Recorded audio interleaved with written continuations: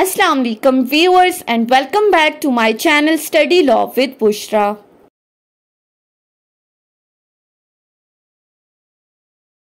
So we were discussing Land Revenue Act 1967 and we have discussed up till section 48. In this video we are going to start from section 49 till section 53 of Land Revenue Act 1967. But before starting the discussion, I request you all to please subscribe to my channel and don't forget to press the bell icon for latest updates. Do share this video with your friends and don't forget to comment your feedback. So let's move towards the discussion. Section 49 से section 53 तक जो sections हैं वो deal करते हैं rights of the government and presumptions with respect thereto and to the other matters. अब इस पूरे हेडिंग को अगर हम देखें तो इसमें हमारे पास दो चीजें बताई गई हैं. पहली बात राइट्स ऑफ द गवर्नमेंट और सेकेंडली प्रिजम्पशंस. अब किससे रिलेटेड क्या प्रिजम्पशंस हैं ये हम आगे डिस्कस करेंगे. सो हम स्टार्ट करते हैं अपने सेक्शन 49 से. Section 49 basically deals with the topic of first part that is rights of the government in mines and minerals. अब इस सेक्शन की अगर आप टाइटल को देखें तो इसमें कहा गया है राइट्स ऑफ द गवर्नमेंट. किससे रिलेटेड गवर्नमेंट के राइट्स की बात की गई है? Mines and minerals. माइंस यानी कि जितनी भी जो काने हैं और उन कानों से निकलने वाले मिनरल्स यानी कि जितने भी मादनियात हैं उनसे मुतालिक गवर्नमेंट के क्या राइट्स हैं. सो सेक्शन 49 कहता है notwithstanding anything to the contrary in any other law or in any order or decree of the court or other authority or in any rule of the custom or usages or in any contract, instrument, deed or any other document. पहला ही word लिखा है notwithstanding anything to the contrary, यानी कि अगर तो किसी और law के अंदर या फिर किसी भी कोर्ट के ऑर्डर या डिक्री के अंदर अगर कोई बात लिखी गई है relating to the property of mines and minerals तो उसको हम नहीं मानेंगे, उसको कंसिडर नहीं किया जाएगा. या फिर अगर किसी कॉन्ट्रैक्ट में, किसी डीड में, किसी डॉक्यूमेंट में या किसी कस्टम या यूजेजेस में कोई बात लिखी गई है regarding the property of mines and minerals तो वो चीज कंसिडर नहीं की जाएगी, बल्कि सेक्शन 49 के अंदर जो चीज लिखी गई है. अब सेक्शन 49 के अंदर क्या कहा गया है? All the mines and minerals shall be and shall always be deemed to have been the property of government. shall का वर्ड यूज हुआ है, मैंडेटरी प्रोविजन है कि जितने भी माइंस या मिनरल्स हैं they will be considered the property of government. इनको गवर्नमेंट की प्रॉपर्टी कंसिडर किया जाएगा and the government shall have all the powers necessary for the proper enjoyment of the rights. और गवर्नमेंट के पास शेल का word use हुआ है, तमाम पावर्स वो यूज कर सकता है अपने इन राइट्स को यूज करने में, अपने इन राइट्स को एंजॉय करने में. सिंपली सेक्शन 49 में क्या कहा गया है कि अगर किसी लॉ के अंदर, किसी कोर्ट के ऑर्डर, डिक्री, किसी कॉन्ट्रैक्ट या डीड के अंदर कोई बात लिखी गई है तो उसको मानकर नहीं चला जाएगा, बल्कि सेक्शन 49 जो कहता है कि तमाम माइंस एंड मिनरल्स जो हैं वो गवर्नमेंट की प्रॉपर्टी कंसिडर होंगी. अब इसी के साथ एक एक्सप्लेनेशन अटैच की गई है और वो एक्सप्लेनेशन क्या कहती है? For the purposes of this section, government in relation to nuclear energy, mineral oil and natural gas shall means the federal government. कि इस सेक्शन में जो न्यूक्लियर एनर्जी, मिनरल ऑयल या जो नेचुरल गैस से मुतालिक जितनी भी प्रॉपर्टी है या नेचुरल गैस जो हमारी सुई के मकाम से निकलता है वो तमाम प्रॉपर्टी फेडरल गवर्नमेंट की हिस्से में आएगी. And in relation to all the other mines and minerals, the government of the province. और बाकी जितनी भी मादनियात या जितनी भी काने हैं उनसे निकलने वाले जितने भी मिनरल्स हैं वो जिस सूबे से भी निकलेंगे वो उस सूबे की प्रॉपर्टी कंसिडर की जाएगी. So section 49 rights of the governments बता रहा था रिगार्डिंग माइंस एंड मिनरल्स. उसके बाद आ जाते हैं सेक्शन 50 के ऊपर. सेक्शन 50 बात करता है presumption as to the ownership of forest, quarries and waste land. अब जो हमने पार्ट्स की बात की थी, पहले part rights of the government discuss हो गया, सेकेंडली प्रिजम्पशन की बात की गई थी। अब इस सेक्शन में उस प्रिजम्पशन को डिस्कस किया गया है। किससे मुतालिक presumption? Regarding the ownership of the forest, जितने भी जंगलात हैं उनकी ऑनरशिप से मुतालिक। क्वेरीज यानी कि ये भी माइंस की कैटेगरीज में आती हैं, जितनी भी काने वगैरह हैं। एंड वेस्ट लैंड्स, जितनी भी बंजर जमीनें हैं, इनकी ऑनरशिप से मुतालिक क्या प्रिजम्पशन ली जाएगी।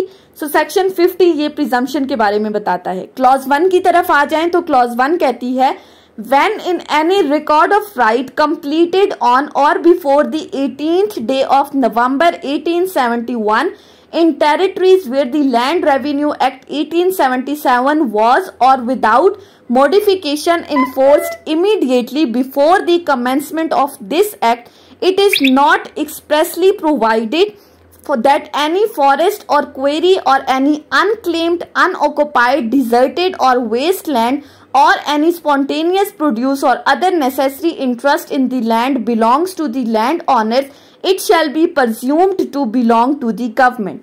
अब इसमें कहा गया है कि अगर कोई रिकॉर्ड ऑफ राइट तैयार किया गया है, किस डेट पर तैयार किया गया है? 18 नवंबर 1871 के दिन या उससे पहले रिकॉर्ड ऑफ राइट तैयार किया गया है, जहां पर लैंड रेवेन्यू एक्ट 1877 इन्फोर्स था, उस वक्त का जो लैंड रेवेन्यू एक्ट था। तो ऐसी सूरत में ये कहा गया है कि अगर उस रिकॉर्ड ऑफ राइट के अंदर ये चीज मेंशन नहीं की गई कि कोई फॉरेस्ट, क्वेरी, कोई अनक्लेम्ड, अनऑक्युपाइड या वेस्ट लैंड जो है, या कोई भी बाकी जितनी भी लैंड्स हैं, अगर उनके बारे में ये नहीं बताया गया कि ये फॉरेस्ट, क्वेरी, लैंड्स किससे बिलोंग करती हैं, इसका ऑनर कौन है, तो ऐसी सूरत में इन तमाम लैंड से मुतालिक ये प्रिजम्पशन ली जाएगी that this land belongs to the government. ये प्रिज्यूम किया जाएगा कि ये तमाम गवर्नमेंट की मलकियत है, जहां पर रिकॉर्ड ऑफ राइट के अंदर चीजें मेंशन नहीं है।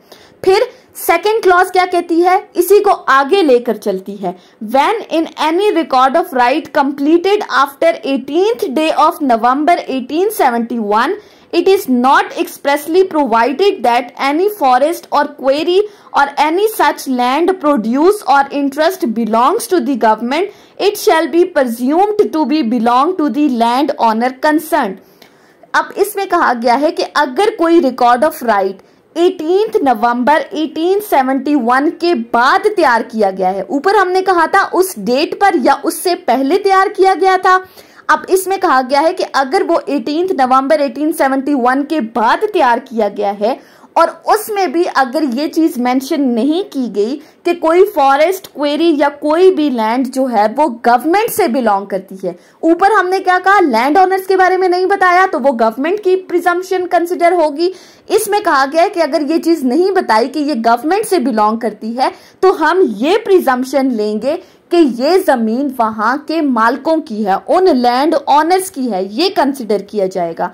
सिंपली इन दोनों क्लॉजेज में डिफरेंस क्या है, जहां पर रिकॉर्ड ऑफ राइट के अंदर ये चीज मेंशन नहीं की गई कि ये जमीन जो है वो गवर्नमेंट से बिलोंग करती है, ये जमीन किन लैंड ऑनर से बिलोंग करती है, तो प्रिजम्पशन ये ली जाएगी that it belongs to the government.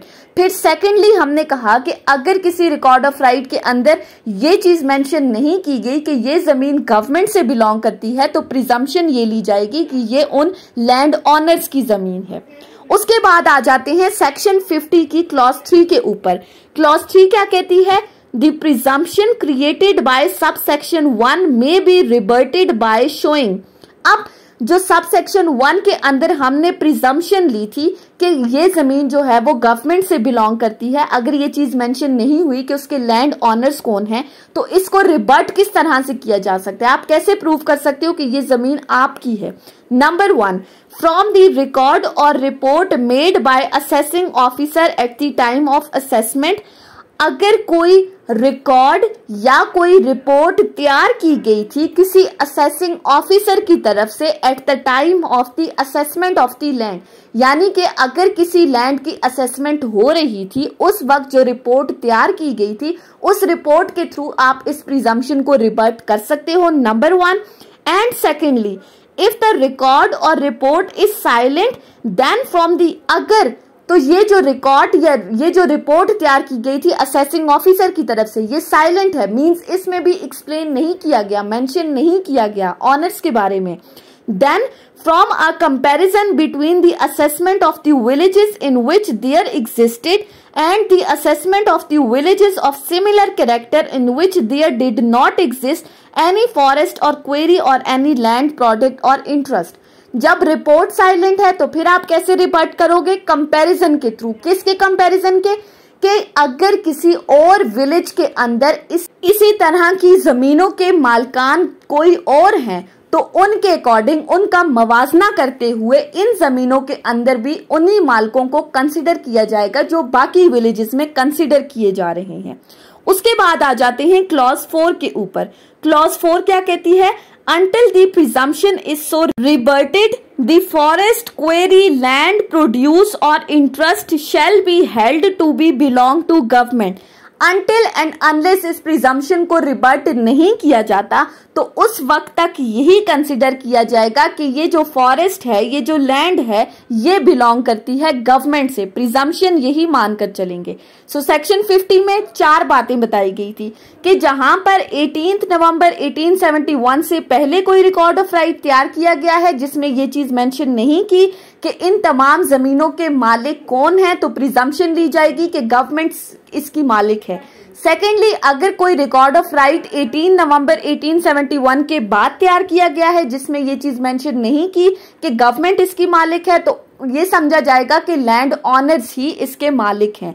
फिर थर्डली कि अगर तो आपने सब सेक्शन 1 के अंदर जो गवर्नमेंट के मुतालिक प्रिजम्पशन ली गई थी उसको रिबर्ट करना है तो किस तरह से करेंगे कि at the time of assessment of the land अगर कोई ऑफिसर ने कोई रिपोर्ट तैयार की है उसके थ्रू, अगर तो रिपोर्ट साइलेंट है तो फिर आप कंपैरिजन करेंगे बाकी विलेजेस के अंदर similar kind of the land से, और फोर्थली अगर तो प्रिजम्पशन को रिबर्ट नहीं किया जाता तो यही समझा जाएगा कि ये गवर्नमेंट की जमीन है।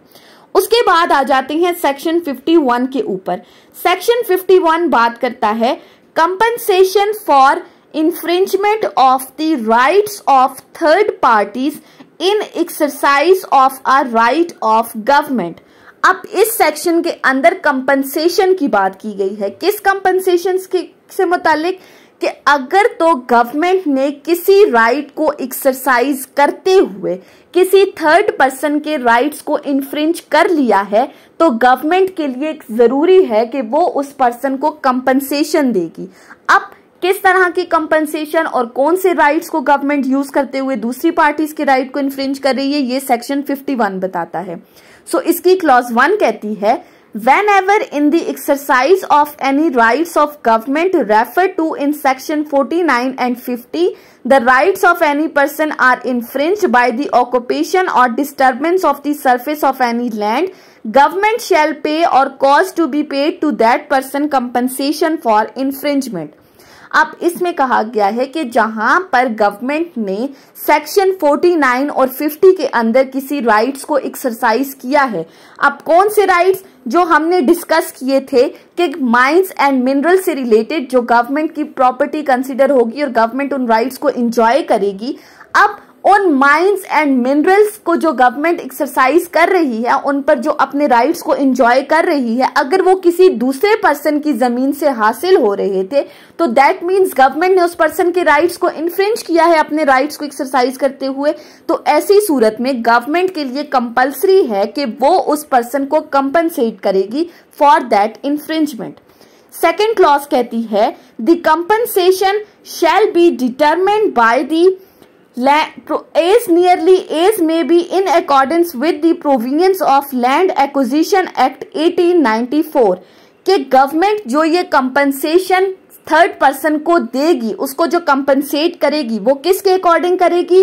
लैंड एक्विजिशन एक्ट 1894 के अकॉर्डिंग। यानी कि लैंड एक्विजिशन एक्ट में जिस तरह से हमने पढ़ा था कि गवर्नमेंट जब किसी पर्सन की लैंड को एक्वायर करती है तो उसको किस तरह से कंपनसेट करना है, वो पूरा तरीकाकार हमने पढ़ा था। तो ये सेक्शन कहता है कि उसी तरीकाकार के अकॉर्डिंग गवर्नमेंट इस पर्सन को भी कंपनसेट करेगी जहां पर गवर्नमेंट ने उसके राइट्स को इन्फ्रिंज किया है। उसके बाद आ जाते हैं सेक्शन 52 के ऊपर। अब सेक्शन 52 किससे मुतालिक बात करता है? Presumption in favour of entries in record of rights and periodical records. अब इसमें कहा गया है कि अगर तो रिकॉर्ड ऑफ राइट्स या पीरियोडिकल रिकॉर्ड्स में कोई एंट्रीज हुई हैं तो उन एंट्रीज से मुतालिक किस तरह की प्रिजम्पशन दी जाएगी, ये बताता है सेक्शन 52। सो सेक्शन 52 क्या कहता है? An entry made in a record of right in accordance with the law for the time being in force or in periodical record in accordance with the provisions of this chapter and the rules made thereunder shall be presumed to be true until the contrary is proved or a new entry is lawfully substituted thereof।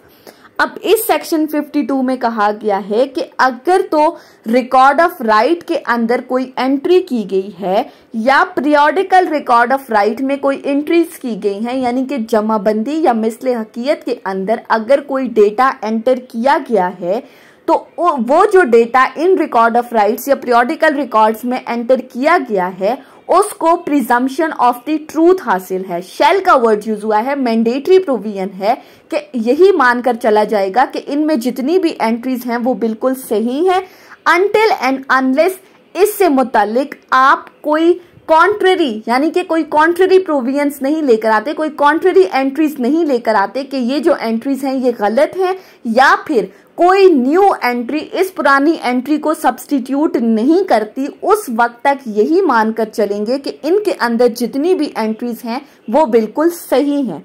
इसके साथ ही section 53 देख लेते हैं, बहुत ही simple सा है। Suit for declaratory decrease by the person aggrieved by an entry in a record। अब इसमें कहा गया है कि अगर कोई एंट्री किसी रिकॉर्ड ऑफ राइट में की गई है और अगर कोई पर्सन उस एंट्री से एग्रीव्ड है, उसको लगता है कि ये एंट्री सही नहीं की गई, तो ऐसी सूरत में वो सूट फॉर डिक्लेरेशन फाइल कर सकता है अपने राइट्स को डिक्लेयर कराने के लिए।